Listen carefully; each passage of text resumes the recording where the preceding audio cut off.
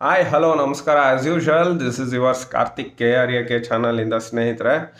ಇವತ್ತಿನ ವಿಶೇಷತೆ ಏನಪ್ಪ ಅಂತ ಅಂದರೆ, ನಮ್ಮ ಒಕ್ಕಲಿಗರ ಮಠದ ಗುರುಗಳಾದಂಥ ಈಗ ದೈವಾಧೀನರಾಗಿರತಕ್ಕಂಥ ಬಾಲಗಂಗಾಧರನಾಥ ಸ್ವಾಮೀಜಿ ಅವರು 1994ನೇ ಇಸ್ವಿ, ಜುಲೈ 25.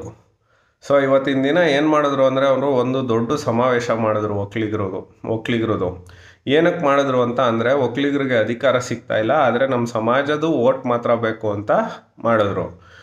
ಅದು ಏನಕ್ಕೆ ಮಾಡಿದ್ರು ಅಂದರೆ, ಹಿರಿಸಾವೆ ಅಣ್ಣಯ್ಯ ಅವ್ರಿಗೆ ಮೋಸ ಆಯಿತು, ಶ್ರೀಕಂಠಯ್ಯನವ್ರಿಗೆ.